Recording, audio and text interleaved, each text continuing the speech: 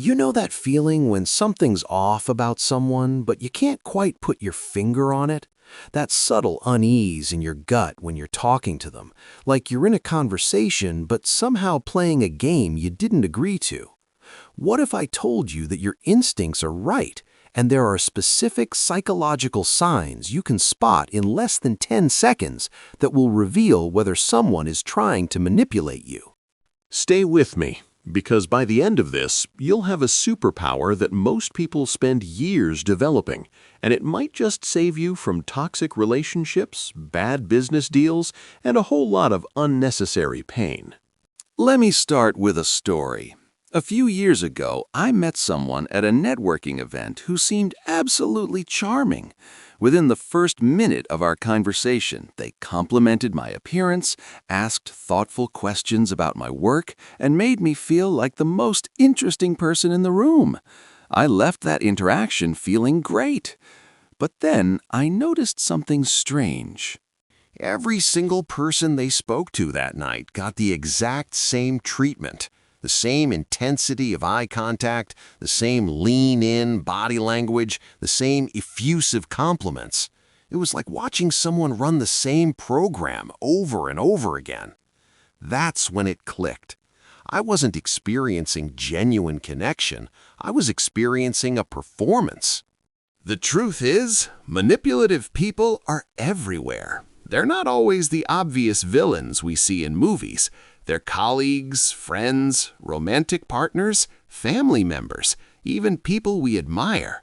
And they've mastered the art of making their manipulation feel like care, their control feel like concern, their exploitation feel like connection.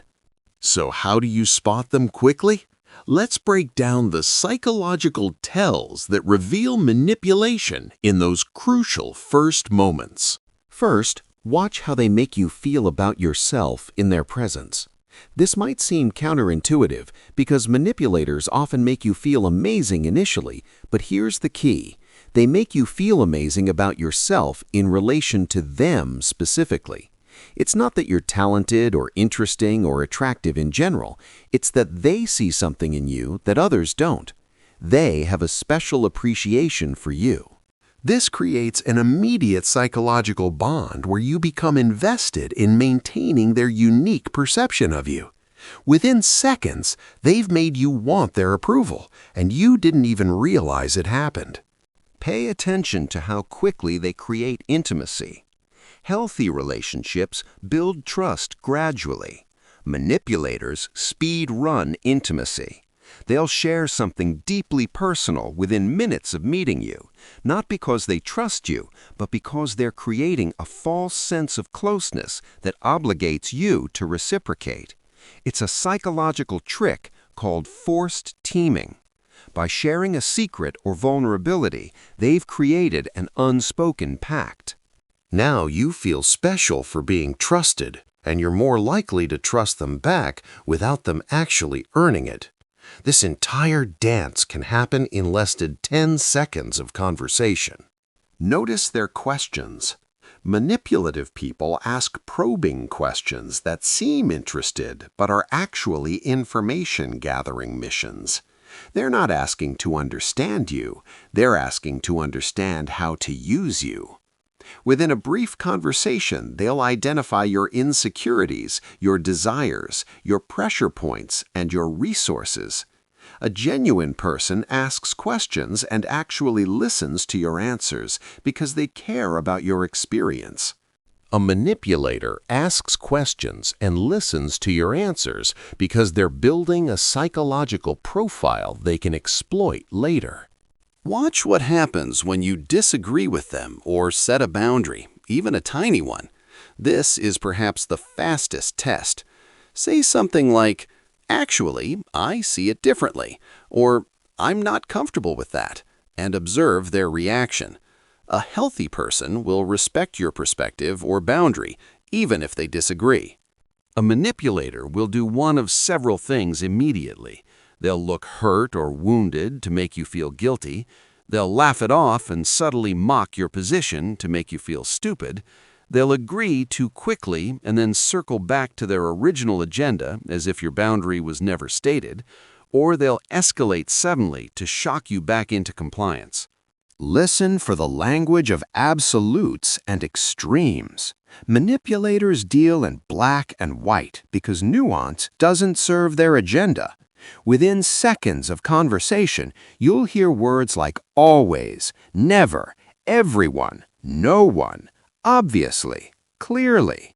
These words shut down discussion and make you feel foolish for seeing complexity where they see simplicity. If you question them, you're not just wrong, you're the only one who sees it that way. This linguistic trick isolates you from your own judgment. Observe how they talk about other people. This is a golden rule. How someone talks about others when they're not around is exactly how they'll talk about you when you're not around. If in your first conversation they're gossiping, criticizing mutual acquaintances, or sharing others' private information with you, congratulations, you're seeing their operational manual. They're showing you that loyalty is conditional and information is currency. They're also testing whether you'll participate, which gives them material to use against you later. Pay attention to their relationship with truth. Manipulators have a casual relationship with facts. They'll tell small lies about inconsequential things, not because they need to, but because they can. These lies serve a purpose. They're testing whether you notice, whether you call them out, and how much they can get away with.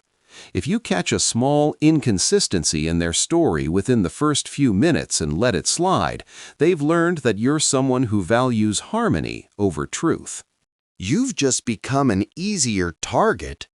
Notice if they mirror you too perfectly. Mirroring is a natural human behavior where we subconsciously copy the body language and speech patterns of people we like. But manipulators do it consciously and excessively. If someone is matching your energy, your posture, your word choice, and your pace within seconds of meeting you, they're running a technique, not experiencing a connection. It's designed to make you feel understood and similar, bypassing your natural skepticism. Watch for love bombing or intense flattery. If someone you just met is showering you with excessive compliments, attention, or gifts, your alarm bells should be ringing. Normal people don't operate at that intensity with strangers. Manipulators do, because they're creating a debt. Every compliment, every gesture, every kindness is an investment they expect to collect on later. And when they do, you'll feel obligated to comply, because look how good they've been to you. Here's the thing that makes this all so difficult. Manipulators are often charming, charismatic, and incredibly socially skilled. They wouldn't be effective if they weren't. That's why you can't rely on whether someone seems nice or makes you feel good.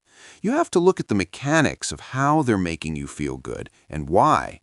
The most important skill you can develop is trusting your discomfort.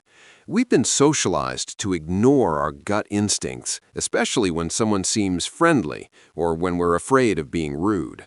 But that subtle wrongness you feel, that sense that something doesn't add up, that's your subconscious processing hundreds of micro signals that your conscious mind hasn't caught up to yet. Don't dismiss it. Don't rationalize it away. Pay attention to it. Manipulative people count on your politeness, your desire to give people the benefit of the doubt, your fear of being judgmental. They count on you prioritizing social smoothness over your own protection. They're banking on the fact that you'll ignore the red flags because you don't want to seem paranoid or unkind. But here's what I want you to understand. Protecting yourself from manipulation isn't mean. It's not cynical. It's not assuming the worst in people. It's simply being aware that not everyone operates with good intentions, and you have the right to assess people before giving them access to your life, your resources, your emotions, and your trust. So the next time you meet someone new, take those first 10 seconds seriously. Notice how they make you feel. Watch their patterns. Listen to their language. Observe their reactions. Trust your gut. Because the person who can spot manipulation quickly isn't paranoid or jaded. They're informed, boundaried, and much harder to exploit. And in a world where manipulative people are counting on your blindness, your awareness becomes your greatest protection. Don't ignore the signs.